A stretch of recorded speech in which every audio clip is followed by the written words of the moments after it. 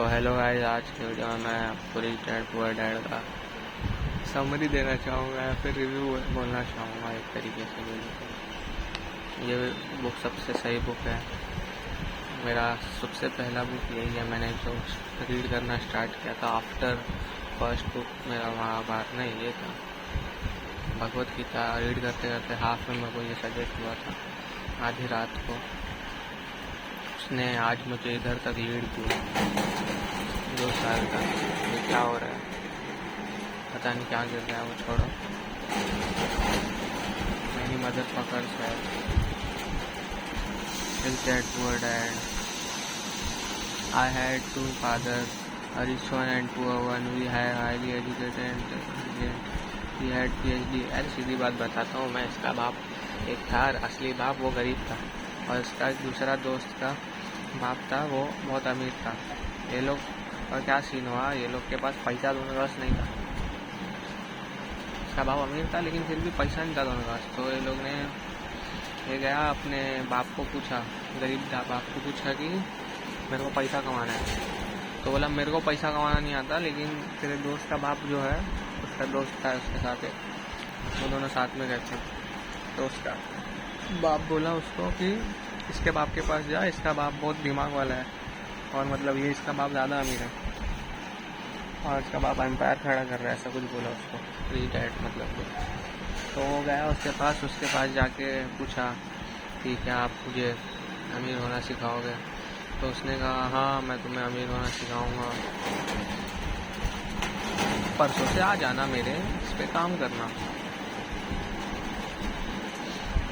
मेरे उसके पास एक स्टोर था, समझो वो स्टोर में काम करना। तो $1 पे मान लिया पर आवर के, समझ जाओ। ऐसे मैं बोल रहा हूँ, एग्जैक्ट नंबर वो नहीं था, आई डोंट नो क्या था एग्जैक्ट नंबर, भूल गया मैं। लेकिन उतने पेमेंट पे काम करो। लेकिन फिर बाद में क्या सीन हुआ, वो बराबर उतना पैसे दे दे के काम कर रहा था। वो 1 हफ्ता 2 हफ्ता 3 हफ्ता काम किया, लेकिन वो एक भी बार मिलने नहीं आया, उसको सिखाने नहीं आया। तो वो बाद में जो रॉबर्ट कियोसाकी था, वो गया अपने रिच डैड के इस पे ऑफिस में जाके उसको पूछा कि मैं कुछ सीख नहीं पा रहा हूँ, ये क्या मेरे से सिर्फ काम करवा रहे हो, चाइल्ड लेबर करवा रहे हो ऐसे, वो भी इतने कम वेजेस में ऐसे करके। हाँ, तो उसने बोला तुम मेरे एम्प्लॉयज़ की तरह बात कर रहे हो। ये पहले बोला उसने 50% एम्प्लॉय की तरह बात करो। फिर उसने बोला कि तुम इतना कम सैलरी ले रहे हो, ऊपर से इतना ज़्यादा काम करा रहे हो, मैं यहाँ पर सीखने आया था, मेरा भी ये होता है वो होता है। तो वो बोला मैं 80% की तरह बात कर रहे हो, 80% की तरह। फिर ऐसे धीरे धीरे करके इतना बात हुआ। फिर उसने बोला कि मैं तुम्हें सिखाऊंगा, लेकिन तुम्हें बिना पैसे के काम करना पड़ेगा। तो वो बोलता है तू पागल है क्या, बिन पकड़ का मेरे से फ्री में काम करा रहा है। तो ये पहला लेसन था कि तो उसने फिर बाद में और फिर उसने क्या किया, तो फिर उसने पैसे ऑफ़र किए उसको ज़्यादा आवर में काम करने का। उसने बोला कि मैं तुम्हें पैसे दूंगा लेकिन सिखाऊंगा नहीं ऐसे करके, मतलब मैं बढ़ा दूंगा। वो धीरे धीरे करके पहले $1 $2 $10 फिर $100 कर दिया था उसने। $100 उस समय के मतलब अमीर के अमीर बच्चे लोग रहते हैं ना, उन लोग को दिया जाता है, समझ रहे हो। फर्स्ट लेसन का नाम क्या है, they do not work for money, यही था पहला। तो फिर बाद में उसने पैसे के लिए काम नहीं किया, लेकिन फिर भी उसको नॉलेज सीखना था। तो देखो, रिच काम करते हैं लेकिन वो नॉलेज के लिए काम करते हैं, ना कि पैसे कमाने के लिए। तुम किसी भी फील्ड में चल जाओ, उधर तुम्हें काम करना पड़ता है, सीखना पड़ता है, लेकिन सीखने के लिए तुम काम करते हो। तुम अपने टाइम को अपने पैसे से, सबसे बड़ी गलती यही होती है कि अपने टाइम को हम लोग ज़्यादातर एम्प्लॉय लोग, अभी 90% लोग क्या करते हैं, अपने टाइम को अपने पैसे से जोड़ देते हैं। मेरा इतना टाइम का इतना पैसा है, वो सबसे बड़ी गलती है। Rich never work for time, never work for money. Okay, तो सीधी बात है, तुम्हें सीखने के लिए काम करना है, ये सीन है। फिर बाद में फिर बाद में वो सिखाने लगता है उसको। फिर बाद में वो लोग काम कर रहे थे एक दिन, फिर वैसे ही आइसक्रीम शॉप में वो आता है, वो लोग को लेके आइसक्रीम शॉप में जाता है, फिर वहाँ पे खिलाता है, फिर वहाँ पे बताता है। उसके स्टोर में एक आंटी रहती है काम करने वाली, वो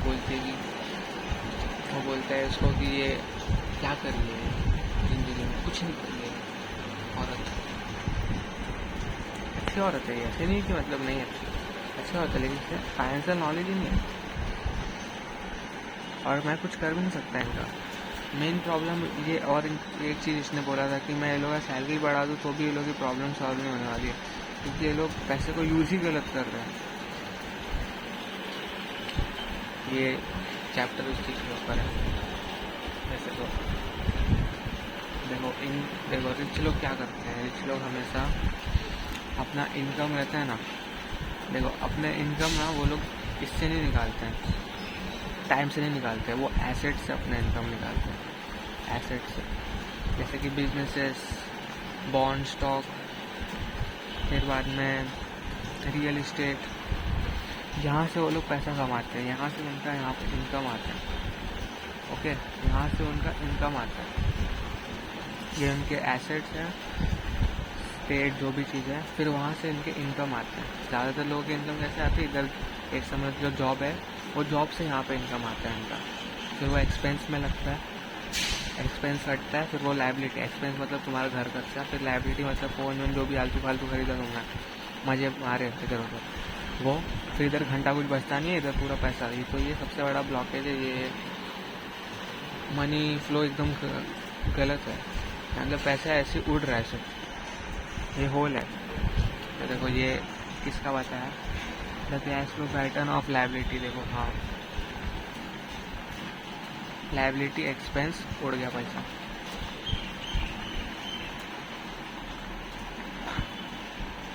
हाँ लाइबिलिटी एक्सपेंस उड़ गया पैसा, मतलब अभी कैसे लाइबिलिटीज़, हम लोग कोई लाइबिलिटी खरीदते हैं, अभी समझो तुमने खरीदा एसी, फिर कार खरीदा, कार के भी एक्सपेंसेस लगते हैं ना, कार का मेंटेनेंस लगता है ना, तो वो भी तुम्हारे एक्सपेंस में आता है और पैसा उड़ाता है। एसेट्स के एक्सपेंस होके लेकिन उसके इनकम आते हैं, लेकिन लाइबिलिटी से पैसा जाता है और पैसा जाता है, पहले तो तुमने फालतू में खर्चा किया, फिर वो और ज़्यादा एक्सपेंस क्रिएट करता है, समझ रहे हो।